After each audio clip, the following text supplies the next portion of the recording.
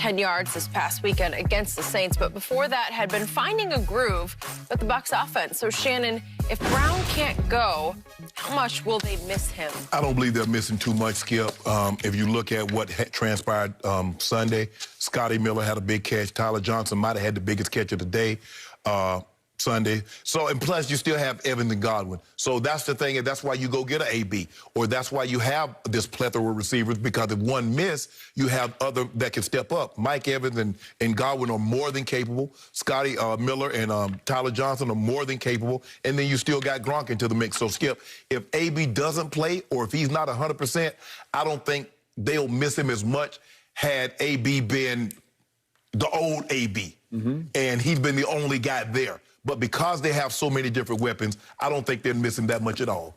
Okay, so I'm going to reiterate what I said the day Tom Brady forced this organization to risk signing Antonio Brown. Okay. Tom Brady had his eye on the prize, a home Super Bowl. And I think he convinced Arians and the general manager, and probably all the way up to ownership with Antonio, we have to go this route, because if we're going to win it all, and that's all Tom Brady thinks about, we have to try to assimilate him on the fly. Remember, they're 6-2 at that point, facing New Orleans in a Sunday night home game.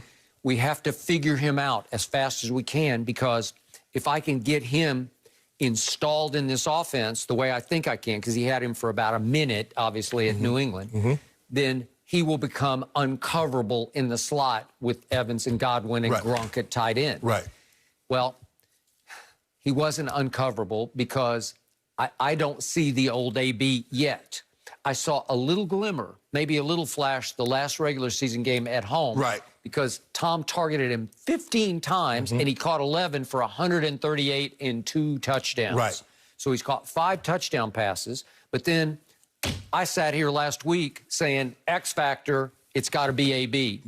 Against that team in that building in New Orleans, he's got to get loose a couple of times, and he never got loose. Well, I told you what was going to happen, Skip. I always felt that they put Lattimore on Mike Evans, and they was going to put Jack Rabbit on AB.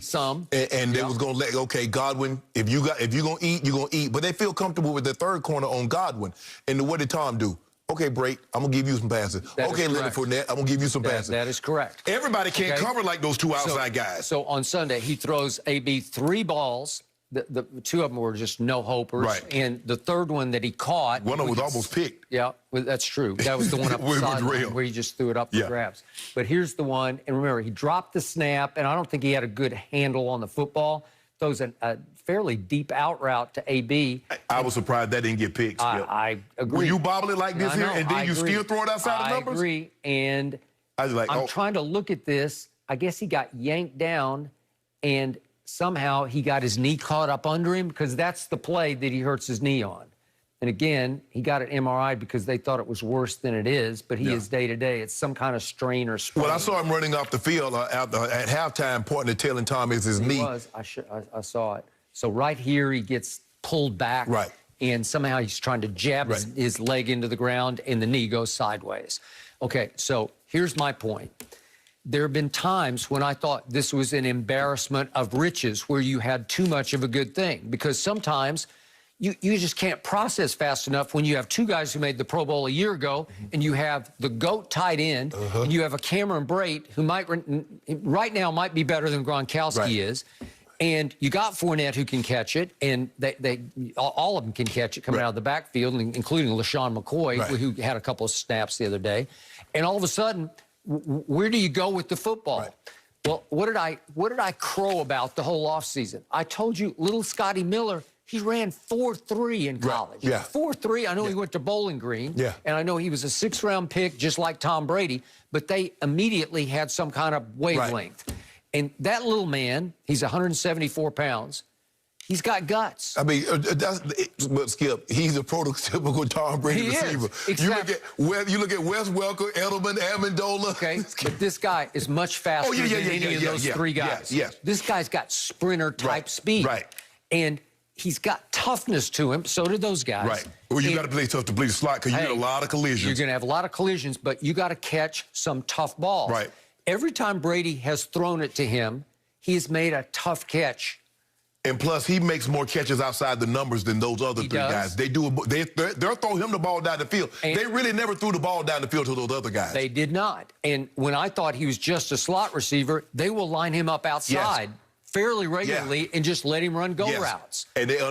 And you see, Skip, you see how he run by people? He got, and I don't know what it is, maybe the wide receiver, they can't run that fast. That is and correct. next thing you know, he's behind you in the end zone with the ball in his hand. Well, I think Jackrabbit sort of lost his concentration for just a split second. No, Jackrabbit was looking at the out route. Well, I know. That's what he looking, boom, he's gone. And that's the thing, Skip. You know, to beat Jackrabbit, you're going to have to double move him. Because if you just throw the typical out, he's sitting on it. He waiting. And Tom knew. Tom said, oh, yeah, I got him primed now. Put him in slot. Because what did he pick the other time, Skip? Remember, he ran the speed out. You got it. You say they ain't playing no more. He ran the speed out from motion. Yep. And he picked it and went to the house. I got him primed right now. So would I rather have Antonio Brown on Sunday at Lambeau? You better believe I would. But will I be okay if it's some little Scotty Miller? Yeah. And Tyler Johnson. And Tyler Johnson. And Tyler Johnson, of course. Ooh, Minnesota's finest. And I was thinking about it, too. It's going to matter a lot to him that this game is at Green Bay. Growing up in Minnesota, there's going to be a lot there for him. So